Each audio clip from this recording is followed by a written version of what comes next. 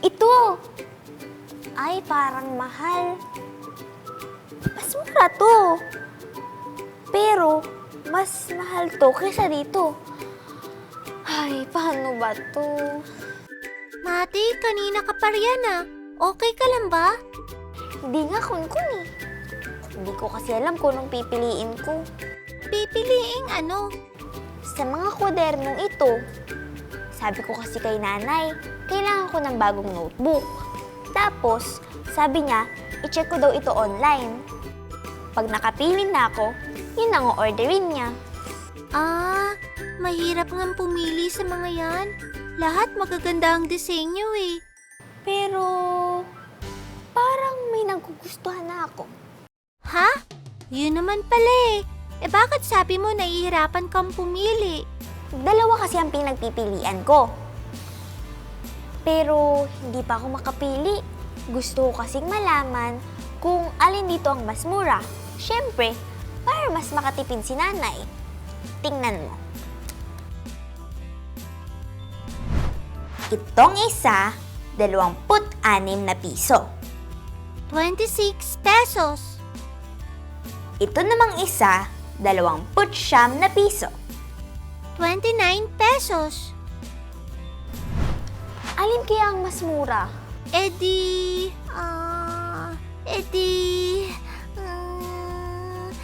magtanong tayo sa iba. Kay Kuya Robby! Ang Robby's Cube!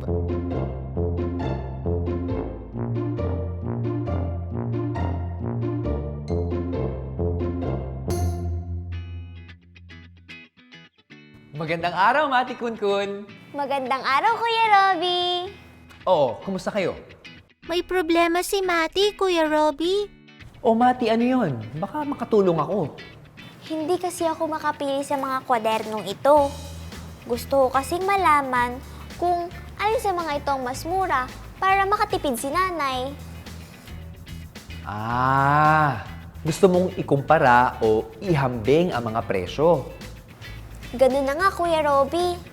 Kung ganon, kailangan lang natin ay tingnan ang place value ng mga bilang. Naaalala ko yan!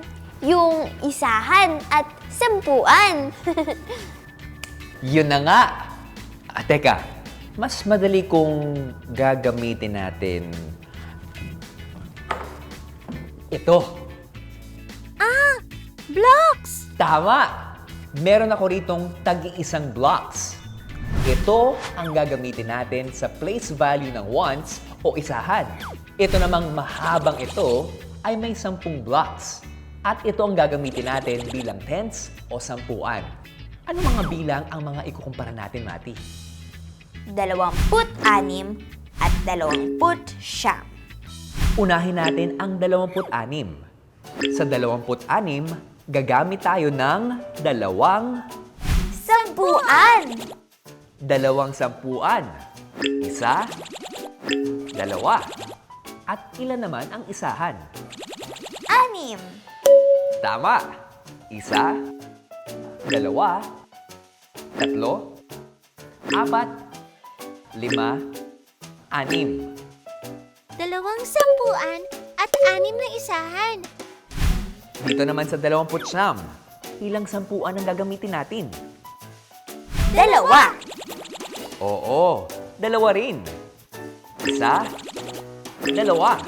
At meron itong ilang isahan? 9. Tama.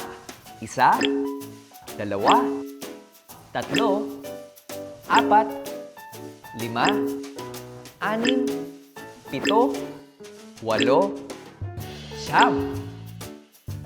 2 sampuan at 9 na isahan. Gamit ang blocks na ito, pwede na natin silang ikumpara. Uunahin natin ang sampuan. Ilan ang kanilang sampuan? 2. Parehong 2 ang sampuan nila. Tama! Kung pareho lang, hindi pa natin malalaman kung alin ang mas marami o mas kaunti. Kaya, titignan naman natin ang isahan. Sa 26, ang isahan ay 6. Sa 29 naman, 9. Mas marami ang 9. Ibig sabihin, ang 26 ay mas kaunti kaysa sa 29. Tama! O 26 is less than 29. Para sa less than, gagamit tayo ng simbolo. Patusok na nakaturo sa kaliwa. 26 is less than 29. Madali lang pala ang pagkukumpara eh. Oo naman. O sige nga, paano kung itong 26 ay dagdagan ko ng isang sampuan? Eh di, 3 na ang sampuan. At 6 pa rin ang isahan. Magiging 36 o 36. Tama! Alin na ngayon ang mas marami? Dahil mas marami na ang sampuan ng 36 kesa sa 29, ang 36 ay mas marami sa 29. Tama! 36 is greater than 29. Dahil greater than o mas marami, ito naman ang simbolo niyan. Sa kanan naman nakaturo ang patusok. Greater than, less than. Mas madali ko na ngayong makukumpara kung alin ang mas mura o mas mahal na notebook. Sa pinagpipilian kong notebook, dahil ang 26 is less than 29, ito ang mas murang pipiliin ko, 26 pesos. Yan! Ganyan dapat. Pinag-iisipang mabuti ang mga bagay bago bilhin. Salamat sa tulong mo, Kuya Robby! Basta kayo. Easy Plus, equals madali.